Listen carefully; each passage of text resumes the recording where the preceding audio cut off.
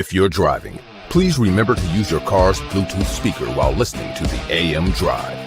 Sports talk is not worth your safety or the safety of others. Grab your popcorn and sit back. Jump the gun. Oh, no, give me more than that. Okay, go this way. That was dumb.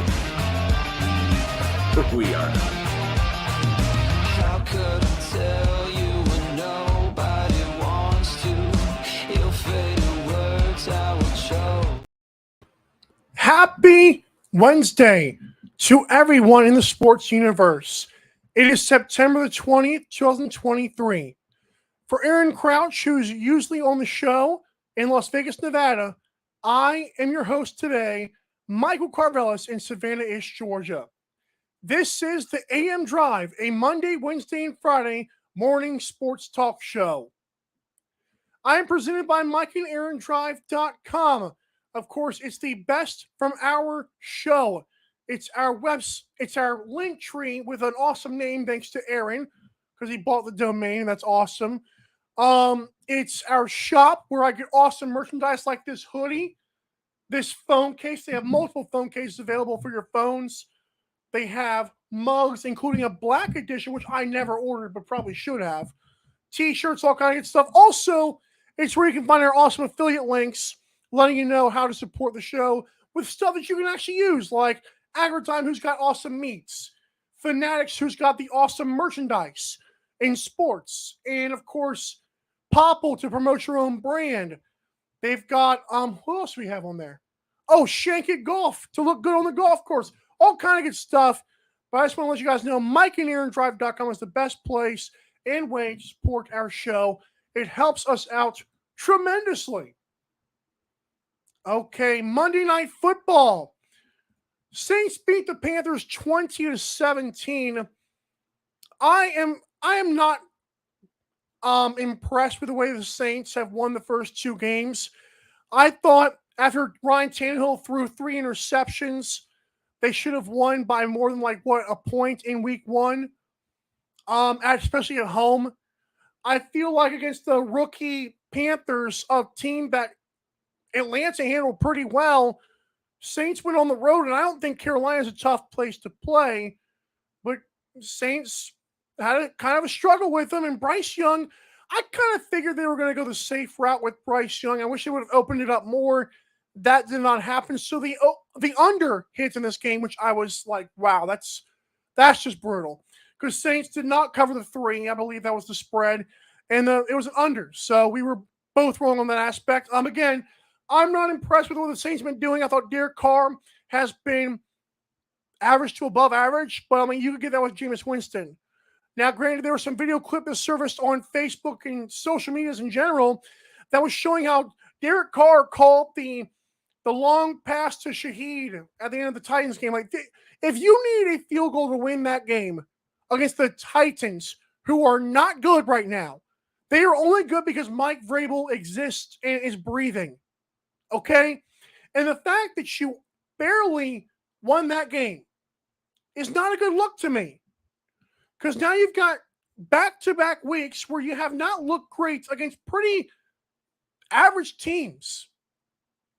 I don't care about division either. This is just a stupid-looking team right now. I thought Derek Carr would have been better than what he has been, and he has not been.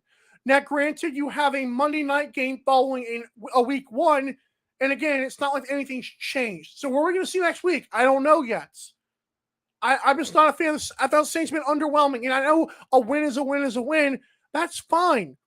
But it also does not take away from the fact they're not very impressive right now with a really good defense and a supposed to be upgraded quarterback and a run game and Chris Olave with a healthy Michael Thomas. This stuff matters, and yet they're squeaking out wins against the Panthers. This will matter in a few weeks when they play better teams. I'm just saying.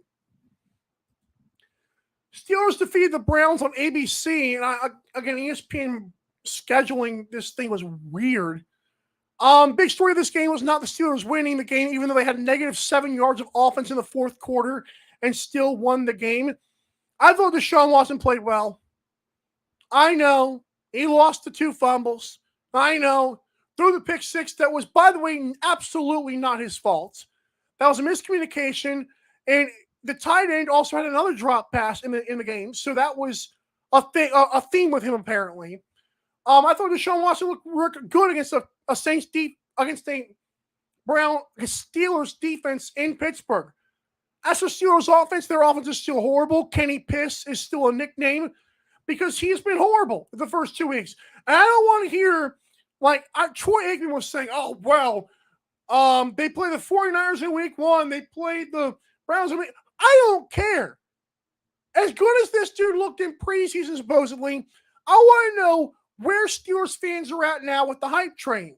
Because I don't see it. Najee Harris is worse than I keep saying. Jaylen Warren is a better running back than Najee Harris, and no one will believe me. And he kept them afloat in that game. George Pickens, thank God for George Pickens, because Kenny Piss cannot throw. Steelers fans are the funniest people in the entire world. They were probably making fun of Deshaun Watson's allegations pregame when their quarterback they employed for 17 years was also charged of, I think it was actually charged, wasn't even it was more serious than, they had more evidence against Ben they had against Deshaun Watson. That's a huge thing. Steelers fans are the weirdest, slimiest creatures on the planet, and they think because they have a good defense, oh, there's my boy Kenny Pickett. Dude, he sucks. He is not good. He has no pocket presence, barely has an arm. I was told that stuff about Daniel Jones. Ha, ha, ha. I don't know if Kenny Pickett gets a $40 million contract. I really don't. Because he is inching this team along.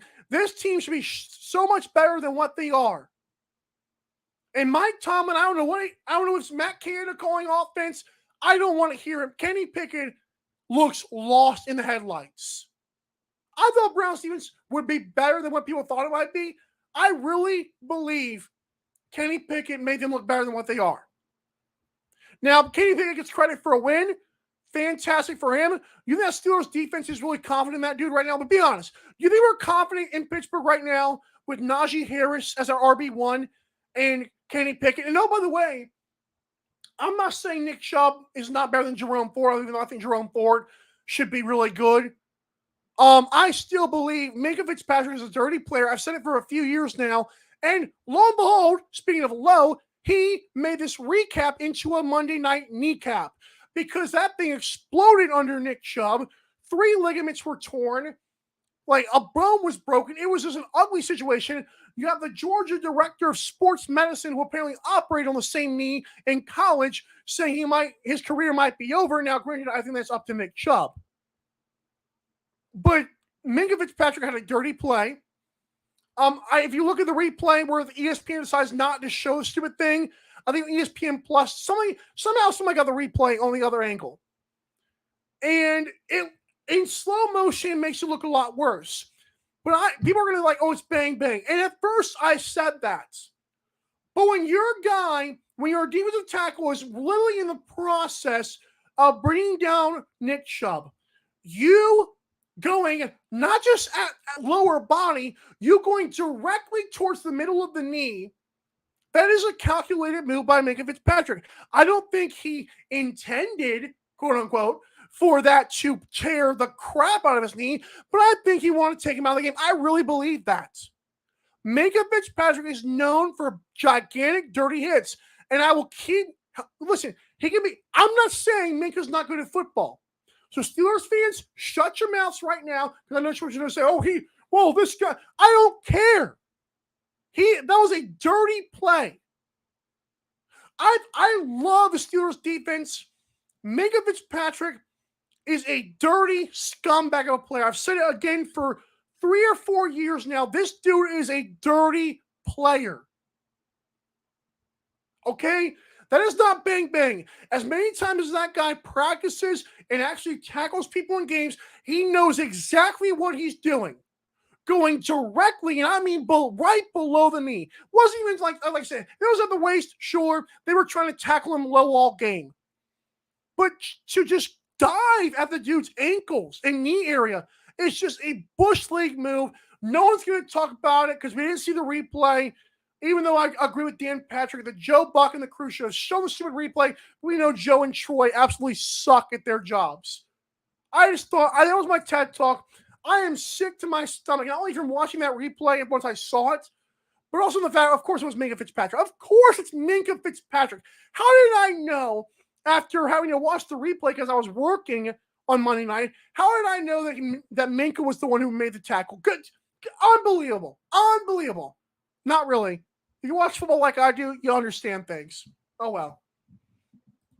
All right.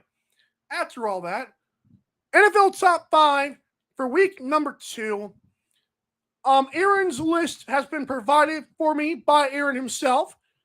He's got number 5, the Philadelphia Eagles. Number 4, he's got the Baltimore Ravens. Number 3, the Miami Dolphins. Number 2, the Dallas Cowboys. And number 1, because he's a Brock Purdy believer, the San Francisco 49ers.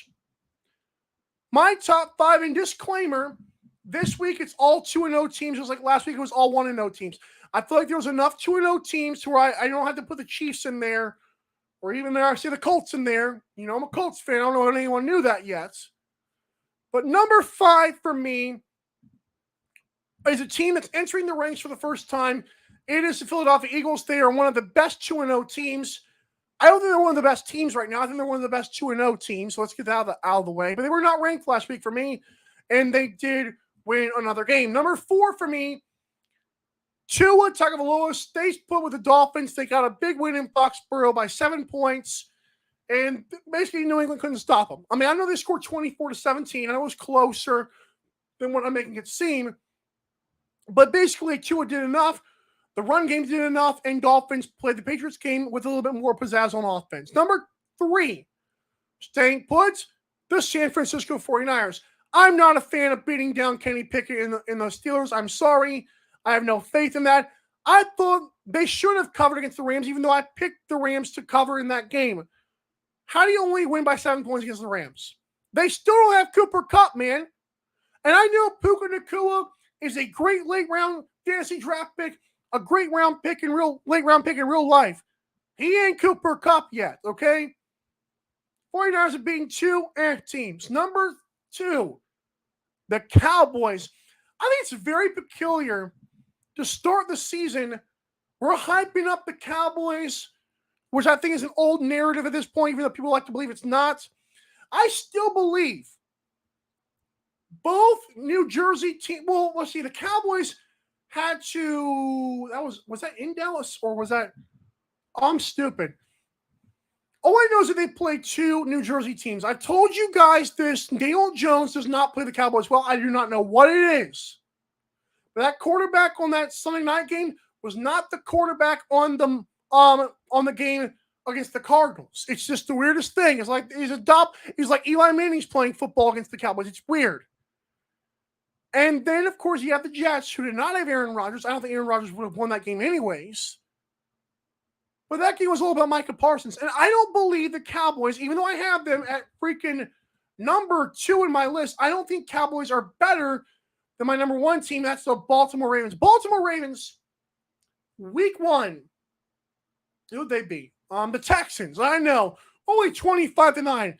Listen, it's a road game. No, that wasn't a road. That was a home game. I understand that.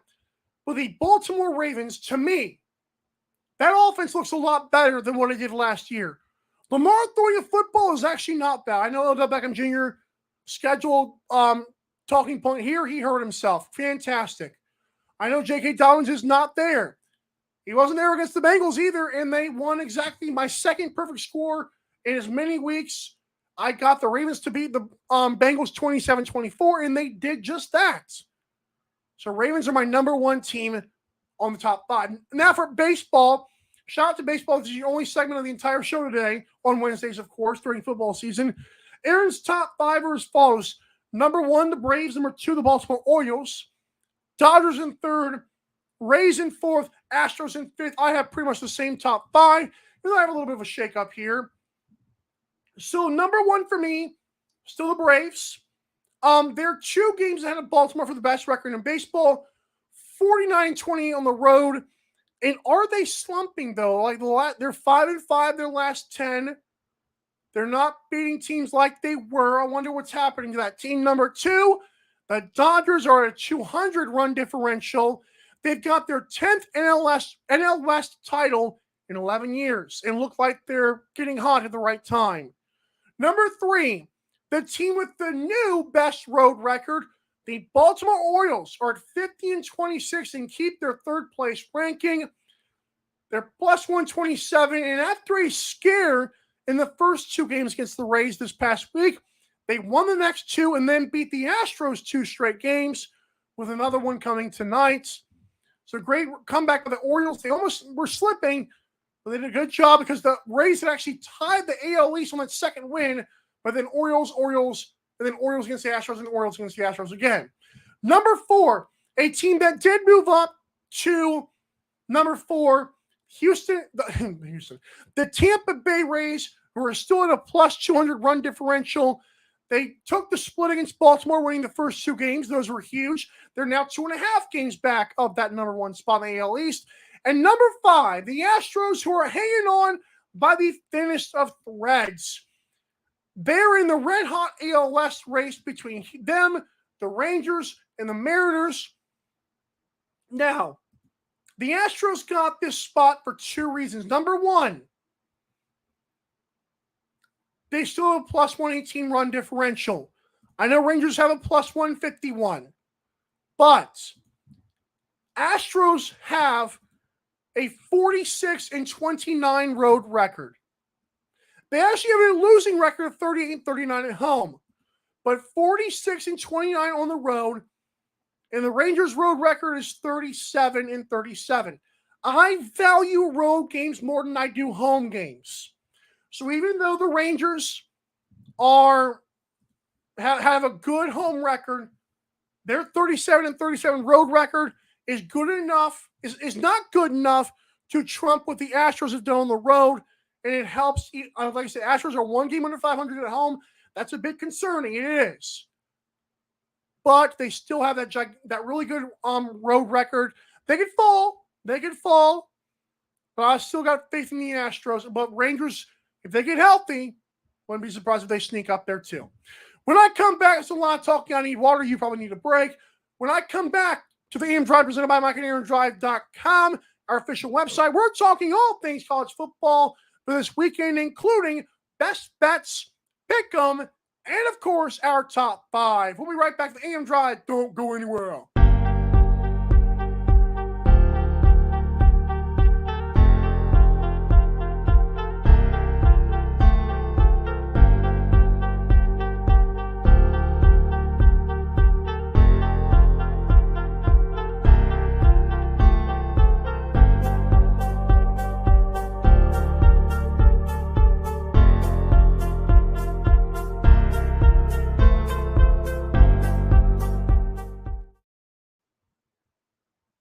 You know, I would fan myself here.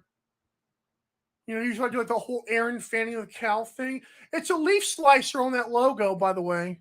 I don't know what it is, actually. It is funny that they have a cattle grazing underneath a leaf that looks kind of similar to a chopping block. Fun fact, I actually went into a slaughterhouse one time. Smells weird. Wasn't as emotional as I thought it was, but the feeling of emotionless death could be felt for sure. I love burgers, so I don't care. All right, so head to Agridime and check out the best in quality meats that are shipped right to your door. You can also invest in cattle. But as always, do not name the cow because then you're going to fall in love and then you're going to wish you hadn't invested into meats because then they're going to chop it up with a leaf slicer. You can't do that. They got the best quality meats. They got a great looking website. You can find it at MikeandAaronDrive.com or go to Agridime.com. It's A-G-R-I dime, as in she's hot. But code AM Drive is the key no matter what you do. For 10% off your entire order. It's actually one of our most successful sponsors or affiliate links, whatever you want to call it, because I guess people want meats. So get grilling, people. Get grilling at Agridime.com. Code AM Drive in all caps, no spaces, for 10% off your order of the best quality meats shipped to your door like Amazon. Isn't that cool? All right. Aaron's college football top 5. Again, this is our 4 playoff teams with a First guy in because obviously we don't have a top 6 yet. Georgia number 1 for Aaron. The Texas Longhorns are number 2. The Trojans are number 3, and they do have a game this week, by the way. Number 4, Michigan with Harbaugh back. And number 5, Florida State is the first team in. Well, last team. I don't know how that works. My top 5 are as follows. Texas still number 1. Georgia number 2. But number 3, leapfrogging the number 4 team, Michigan, because they have Harbaugh back, I believe, this week. Yeah, because week 4 now. Unless there's still investigation pending, I don't know. But yeah, Michigan's been laying their lumber on teams. And of course, Florida State drops a spot at number 4. I know it's an emotional game, but Boston College, that's a tough game to be close with. I know the offense is good for Florida State, but you can't let BC hang around. Number 5 for me is USC. Alrighty. Let's get to our college football best bets for this week. Number 3-0 Rutgers against 3-0 number 2 Michigan. Remember the guys, they hold their nose to talk? Michigan's favored by 24. The total is set at 44. Like I said, both teams are 3-0. I would love a hook at this point. Because I'm not getting one, I'm going to go with under 44. I think Rutgers will try to keep it close, but even if they don't, I think Michigan's defense is red, smoking hot right now, and we can just get under 44. If you can find a hook, that'd be fantastic. I'm a fan of hooks. I'm like a fish out of water. My lip is swollen, baby. But yeah, I got under 44. I think Michigan does win the game, but Rutgers tries to keep it close. But again, that's with a grain of salt because Rutgers, I'm not getting the 23.5. I can't do it. Can't pull the trigger there. Number 4, Florida State against unranked Clemson. This is interesting. For that rock battle thing, this is interesting. Florida State Seminoles are favored by 2.5 on the road. The total is set at 55. And by the way, Clemson has been way better their last 2 weeks. Were we doubting Dabo too early? Was I doubting Dabo Sweeney too early? I don't know. The Clemson defense allows 148 passing yards a game and only 98 rushing yards. Their offense runs for 215 rushing yards a game. Clemson has been home for 3 straight weeks now. Florida State's traveling from wherever Boston College is. I hear the word Boston, I'm like, oh, that's it for me. I believe Clemson money line is the pick in this spot. And I'm going to get that money line for you. I wrote down every other money line besides that one. So Clemson, Florida State, give me the plus 110. There you go.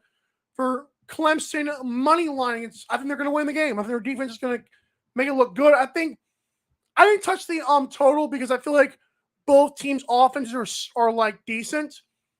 So I'm going to go with Clemson money line plus 110. Sorry, Aaron. All right. Number 19, Coach Prime. Hashtag Coach Prime. And the number 10, Oregon Ducks. This game's been circled for a while, obviously, for both teams. Oregon's favored by 21. Totals of 51. Does Travis Hunter matter that much? Like, holy cow. Like, Oregon's favored by 21. I don't care if they're at home or not. I was surprised. I think that's more of Travis Hunter's absence than it is Colorado just hanging tough with Colorado State. So I'd like a hook on this one as well. Oregon's pass defense is scary. Colorado, by the way, to counter that, does not run the ball well. 61 yards a game. And on defense, they cannot stop it, allowing almost 200. Oregon could easily make this an ugly game like Colorado State did. I think Oregon does win the game. My pick, though, is the over 51. I think this could be a spot where like Oregon's either running it up or Shedeur Sanders tries to make it cute late with another clutch touchdown drive or a field goal drive. Whatever it is, I think we squeak over 51 and Oregon gets a win at home, ending the hashtag Coach Prime run of dominance. And we can finally hear people shut up. All right. Number 22, UCLA Bruins. Against number 11, Utah Utes, whatever a Ute is. Utah is favored by 4.5, and the total set at 51 in this one as well. These teams are evenly matched in stats for and against, which is interesting. UCLA, though, has the better quarterback. I'm going to go UCLA money line, plus 170.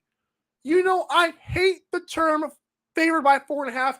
That is the weirdest spread in college football or in football in general. It's like we don't get a touchdown or a field goal or even a 6 or a 2. It's a what the heck is a 4.5? I'm not touching it. Give me the Bruins money line with Coach Kelly. Number 15, Ole Miss Rebels against number 13, Crimson Tide.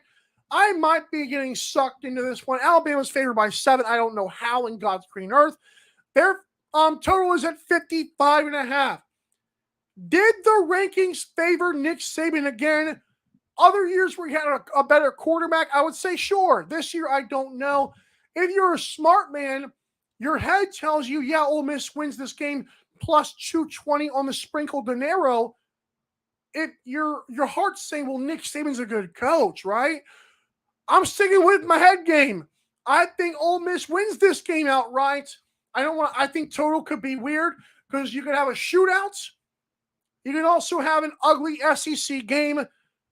I think Lane Kiffin and Ole Miss knows Alabama more than Sarkisian and Texas. I think Texas is a better team than Ole Miss, obviously, but I think Jackson Dart can get this puppy done. I was impressed what they did against Tulane, even against their backup quarterback in Tulane.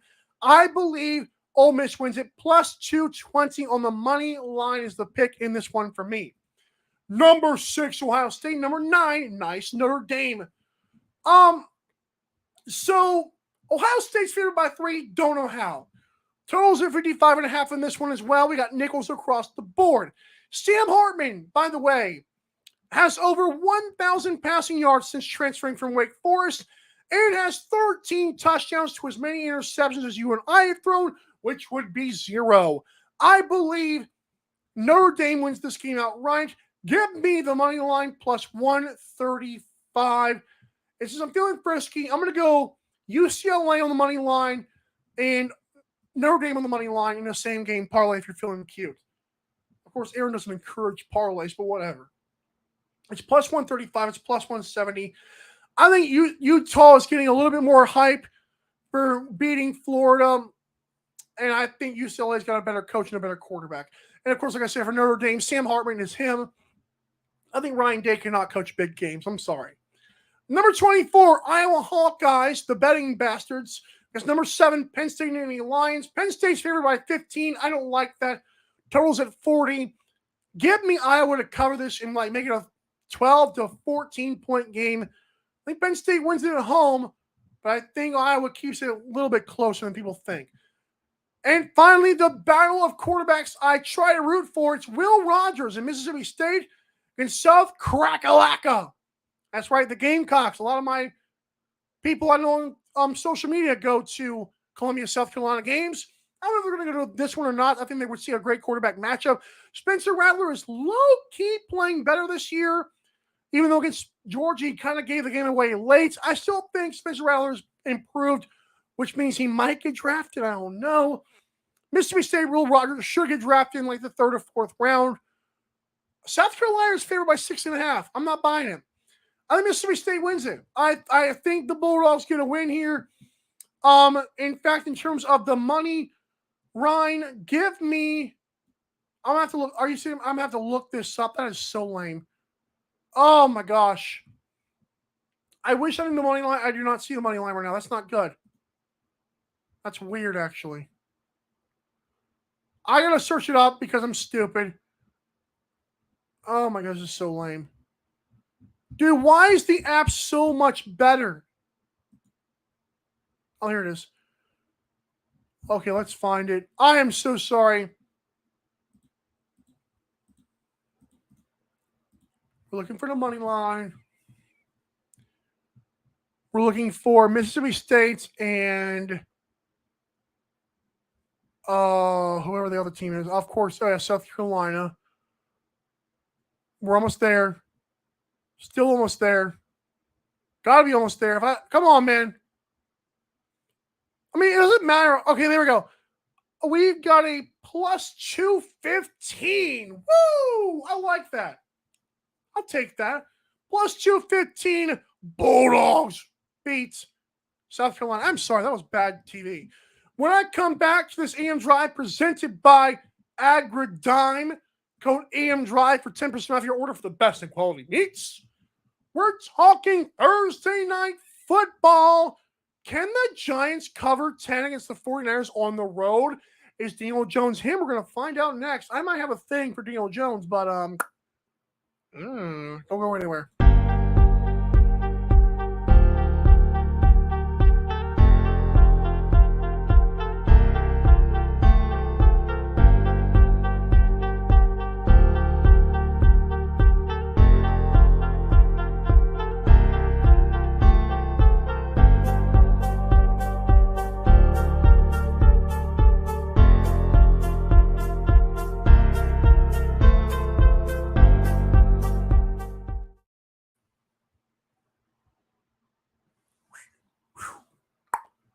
Oh, I stink at golf. Anyways, fun fact, I've actually never played real golf. I mean, everyone's played putt-putt. Who has not? If you have not played putt-putt, you got to comment. That is just brutal. If you played golf, though, that's an even better comment because I feel like golf is a better... I think golf would be fun to play. I think we also should also have professional putt-putt out there. I would totally watch that. But anyways, the point I'm saying is look good while looking like crap. ShankItGolf.com. It's spelled exactly how it sounds.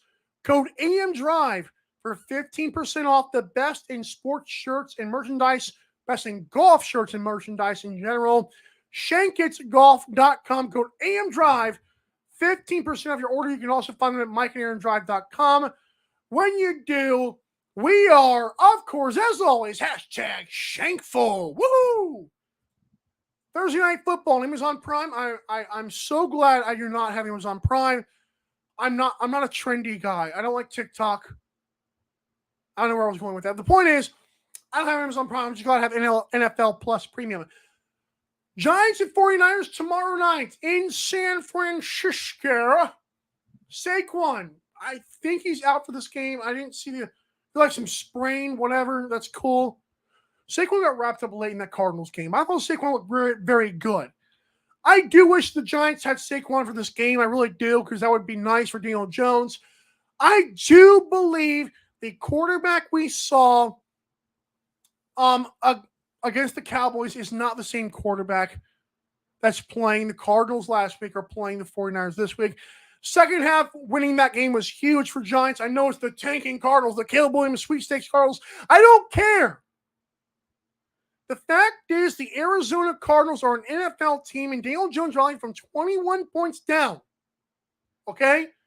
That's a real thing that happened, and he was pushing the smacker ball down the field. The pigskin was flying. I do believe 49ers win this game, although I do think they're on upset alert. Listen, I could be dead wrong about that, but I'm sticking with my gut here. And I shouldn't do this because I deal with the Cowboys game, but I knew deep down the Cowboys were just going to make Daniel Jones look like tomato pasta again, which I hate. So I'm going to go with cover 10. We got to cover 10 here. We have to. I think over 44.5 could also be a thing. I think we could sneak into like the 48 or 50 range. But I'm going to cover 10. You want to feel sneaky delicious on the money line, you can do that. I'm not going to. I think over 44.5, I think covering 10. The best bet is probably the over 44.5, but the Daniel Jones' good bet would be cover 10, if that makes sense. I don't even know if the Daniel Jones' good bet would be money line. I thought the Daniel Jones' good bet would be keeping this one within 6 points. That's fine. Let's do it. In San Fran, Thursday nights are weird. Even the Giants, who are riding high. I love it. Man, I really want to do that money line. That money line's got to be cute. I mean, that money line has to be amazing. Am I right? Oh, plus 400. I'm like that South Park guy again. Oh, can you imagine a 4-1 bet smacking the death on Thursday? That's a big one. Hey, you don't see that too often. Thursday night football is usually where there's cash in. I'm just saying. Again, go to ShankItGolf.com, code AM Drive for 15% off your order. It's time for the Take Us Home segment. Aaron should be back for Friday's show. I'm sorry he could not give you his angle on the Thursday night game or the college football picks. But hey, I did. You got to deal with it. For Aaron Crouch and, of course, everybody in the sports universe, the fact is, this has been a great morning show. As always, go to MikeandAaronDrive.com, support the show. If I had drink in this cup, it would be so good. There's none in it. But get your own mug. Get you a tumbler. Those things are fire. That's why I don't have one, of course. Aaron has 2 of them. He once told me it was for the wife, and it was not. He was a liar. The fact is, this show is over. Have a great rest of your Wednesday and Thursday, for that matter. Go Giants for this Thursday night game. And, of course, as always, but not last and not however that works, I need Aaron on the show, man. I'm not going to lie. I'm Mario Carvalho for Aaron Crouch saying have a great rest of your day. Have a blessed one, y'all. Say in my county. Drive safe. I have got it in the show.